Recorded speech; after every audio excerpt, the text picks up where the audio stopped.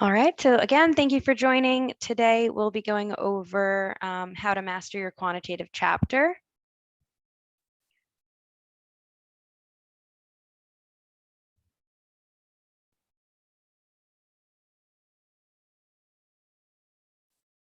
Oh, one moment here. Sorry, I've got the wrong slides pulled up.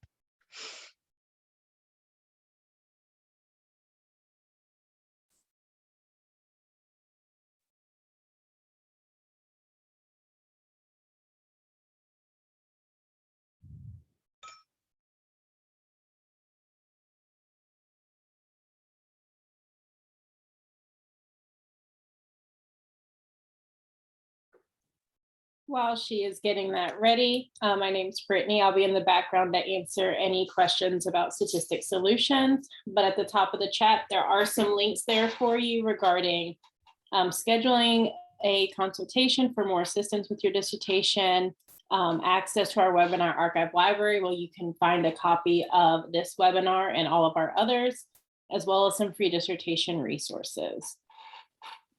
Thank you, Brittany. So we'll be going through the slides today, and then at the end, we will have a Q&A. So as we go through, please feel free to post questions in the chat or in the Q&A section, and we'll make sure to get to those at the end. Like Brittany mentioned, we do provide full service dissertation services. So you can use the links in the chat, or you can refer to the slides. We do have our information and our contact information posted on them as well. So today we'll be reviewing the quantitative chapter, which includes components that I've listed here on the slide. So we'll be talking about the introduction, research design, the population and sample, instrumentation, data collection procedures, data analysis plan, limitations, and then also ethical considerations. So the overall purpose of this chapter is to describe how you'll be conducting the research that you have outlined in your dissertation. So the chapters preceding the methodology chapter will outline why this research is important and why it needs to be conducted, and highlight any gaps in the literature. And then once you get to this section, you'll be talking at length about how you plan to collect the data and analyze it. This section should be detailed enough that someone should be able to reproduce your project. So you're basically creating somewhat of an instruction manual for your reader on the different steps that you took to conduct your research. So today I'll be going over the typical structure of this chapter, but I always recommend that you check in with your schools, check in with your chair to see if there's any template or specific guidelines that they require, so that you're not missing any elements that may be specific to your school. So like most components of the dissertation, this chapter will begin with a brief introduction. Here's where you'll be restating the purpose of your study, talking about your problem statement again, and then restating any research questions or hypotheses that you've outlined already. And then you'll also give a preview of what's to come in the chapter here in this section. One thing to note here is that when you are restating your study purpose and your research questions, it's important to make sure that you're being consistent across the rest of your chapters. So just make sure that you are talking about those with the same exact language, so there's no confusion on what your research question or what your focus is. Then you can list out the different section headings that you'll be using to organize your chapter. So one of the first things that you'll talk about is the method justification for your research design. So you'll want to talk about the general research methods as well as the design that you will be using. So in this case, since today we're talking about quantitative methods, your general research method will be quantitative, and then you will discuss the specific research designs that you've chosen within that quantitative framework. So for example, if you are doing a correlational or an experimental study, this is where you will detail that. So you'll state the design that you've selected, and then you'll explain why you've selected it. So that rationale that you're using should be aligned with the problem and purpose of your study. So for example, if you've selected a correlational design, you might rationalize that based on your problem, purpose, and research questions involving looking at a relationship. So really just thinking about what the method is and how it relates back to your main purpose. You'll also want to explain why you didn't select alternative research designs. So going in that same vein, if you have a study that is correlational in nature, you'll want to explain why a experimental design wouldn't be appropriate. So maybe you couldn't alter independent variables or whatever it may be. You couldn't assign different groups. Just make it very clear so that the reader understands why you chose your design and why it's the best for your particular question. Next, you'll want to describe your population. And here it's important to understand the distinction between population and sample. So the population is the broad group that you would like your results to draw inferences from, whereas the sample is the group that you are actually studying. So for example, if you are interested in studying K through 12 teachers, you obviously won't be able to access all K through 12 teachers in the nation. So that would be your population, and your sample might be 35 teachers, K through 12 teachers at your local school. So just really remembering that the population is always going to be the larger group and the sample is going to be what you're actually going to be using within your study. Now, in this section, you'll want to describe that population of interest by providing statistics or characteristics that are associated with that group. Maybe you'll also include an estimate for how many individuals are in that population. And then you can also get that information from different websites like the Bureau of Labor Statistics. So you might say, in the United States, there are 20,000 teachers, just an estimate or whatever statistic you pull from the website. And you might describe demographic breakdowns, educational breakdowns, just of that general population.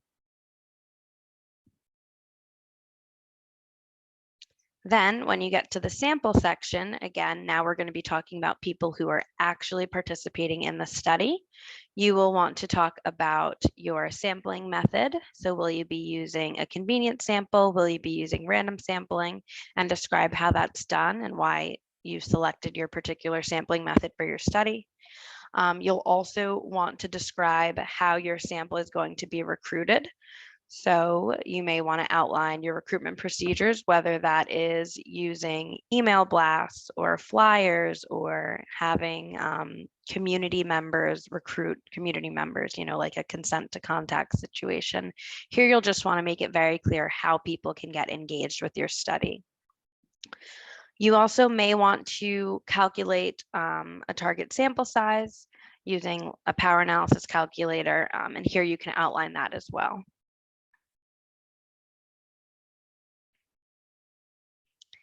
The next section is going to be the instrumentation.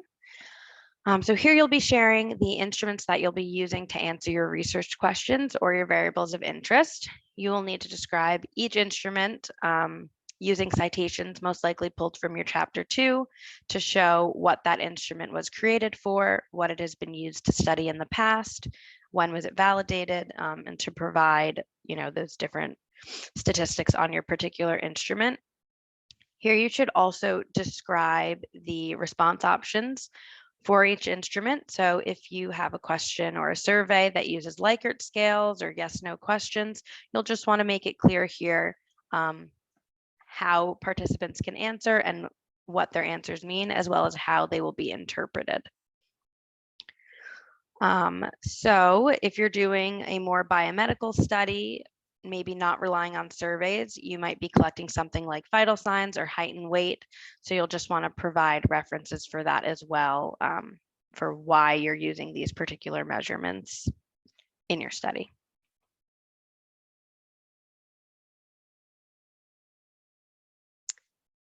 So then going along with our theme of this kind of instruction manual that is this chapter, in your data collection section, you'll want to detail step-by-step from getting IRB approval all the way through to when you're ready to analyze your data, what you did.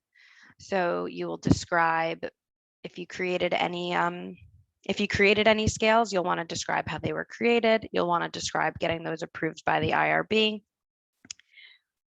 You'll want to talk about the modality of your survey if you're using a survey. So will it be collected in person or online? And also how participants will be consented. If you are using an online survey, maybe you have the consent form being the first page of the survey, or maybe you are calling participants prior to taking it and consenting them. So just making it really clear what that process looks like in your study. And then same thing for if you are doing in-person data collection. Will the consent form be read aloud to participants? Do they give verbal consent? These are just some questions that you'll want to answer here in the data collection piece. Next, you'll want to outline how the instruments will be administered. If you're using multiple instruments, making it clear what the order that they are administered is going to be as well. Now, if you are doing a project that requires secondary data analysis, so if you're not going to be actually collecting responses, but you're just going to maybe review a larger data set that you have access to, this section will look a little bit different for you. Instead of talking about how you collected the data, instead you're going to talk about the process that you went through to access the archival data. So it may be a little bit shorter in nature, but really just talking about the different approvals or organizations that you went through to access the data set that you're using. Okay, and then once you've got all of your data collected and you've described that, you will start talking about your data analysis plan. So here you can talk about the different software that you might be using to collect and clean your data. So you may be using something like SPSS or SAS. Here you'll just want to cite that software and make sure that it is clearly stated here. You'll also want to talk about the data cleaning procedure. So if you have missing responses in your data, how do you plan to address those? Also, if you have questions that might need reverse scoring, what does that look like in the data cleaning? So just making it clear and clearly stating each step that you took to prepare your data for analysis. Something else that might come into play here is your inclusion or exclusion criteria. So if you received survey responses or just general responses in your study that you intend to exclude because they didn't meet the criteria that you've stated in earlier chapters, you'll just want to outline that here as well. Next, you'll want to talk about the descriptive statistics that you plan to conduct. So if you plan to maybe look over those K through 12 teachers and see what their highest level of education is, or their age, whatever it may be, you'll just want to discuss that here. And then the next piece of it really builds on the work that you've already done in your proposal. So you want to talk about the analysis that you're going to be using for each particular research question or hypothesis. So this piece really needs to be built in early on. Not when you've already started writing or when you've already collected your data. You should kind of be thinking about that early on so that once you have your data, you can kind of just run with it. So when you're talking about the actual analyses that you're going to be using for your research questions, you also want to talk about the assumptions for them and how you plan to test them. So for example, if you're going to be doing a t-test, the assumptions that you need to make sure are met are homogeneity of variance and normality. So here you'll want to talk about how you plan to test those and then what you will do if they aren't met, or how you'll address, if the assumptions for your particular study didn't align with the data that you've collected.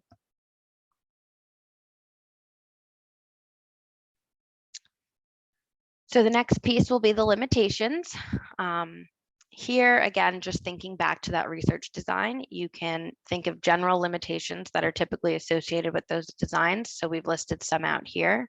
Correlational studies, for example, we know that just because you have a correlation, you can't determine causality. So that may be a potential limitation to your study.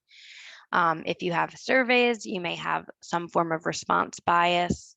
If you're doing pre and post studies, there may be, attrition or testing effects.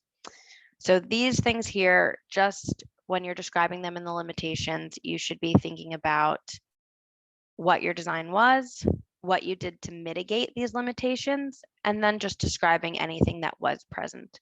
So very common right now, you may have had a limitation with regards to COVID-19. Maybe you weren't able to achieve the sample size that you had wanted to because you weren't able to recruit due to, infection mitigation or whatever it may be. That's something that you can describe here.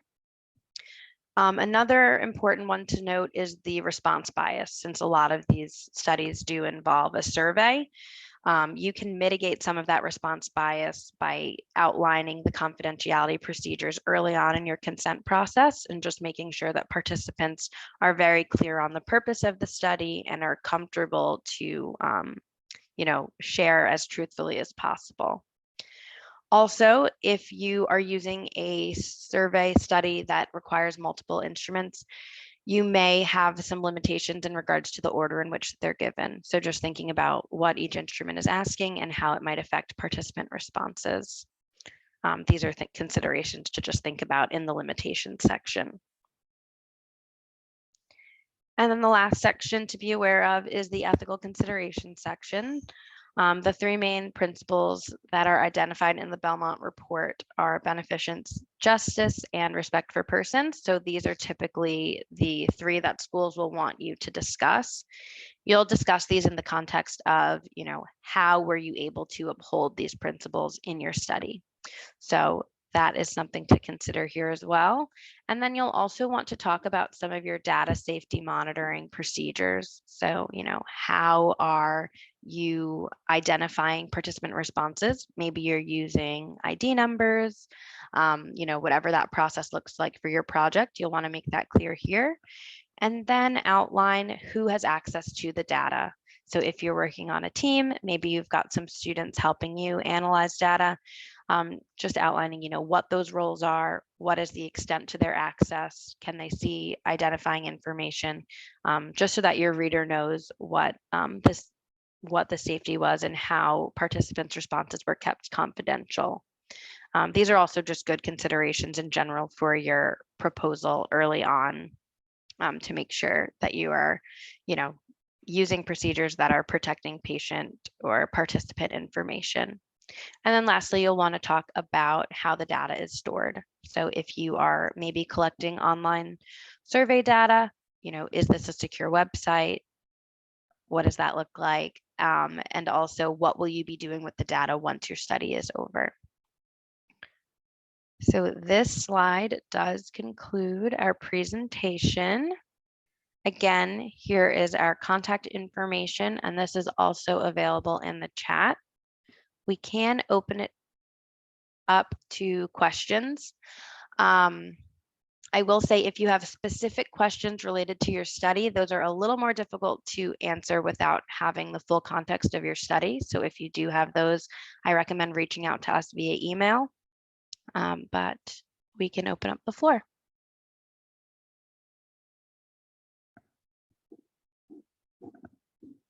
And if you do have questions, feel free to just pop them in the chat or in the Q&A section.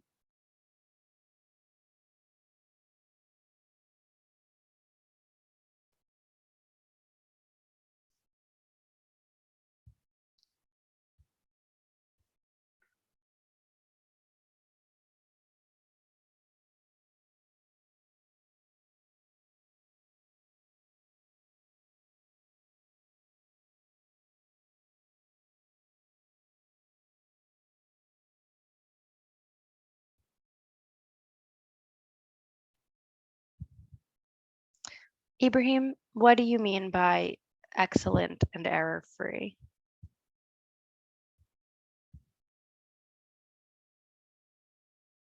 And I can unmute you. Let's see.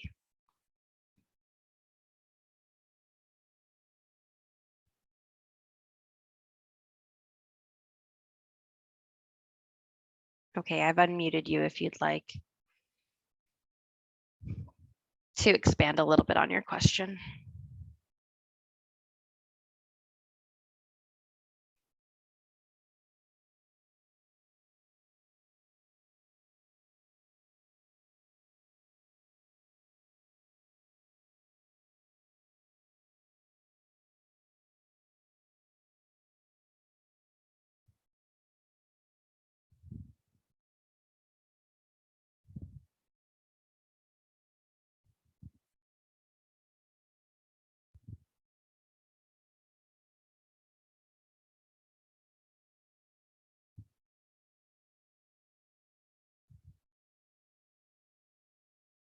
This is a good question. So we've got, oh, sorry, two questions at once. We'll start with this one. So in the instrumentation section for validity and reliability, is this just of the survey that you're using, or is it of the data that you've collected? It will just be of the survey that you're using. So a lot of that you'll identify in your literature search. So you can just cite, the Cronbach's alpha there in the instrumentation section. And then for your particular data that you've collected, you'll outline that in the results chapter.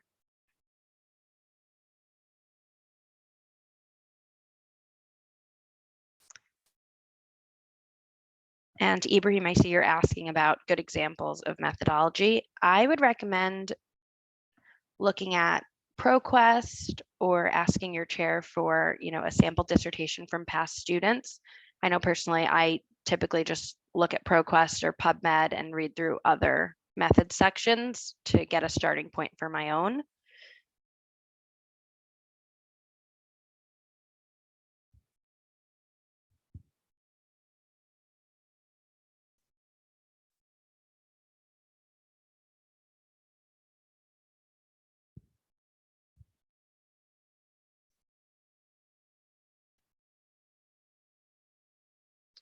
Do we have any other questions?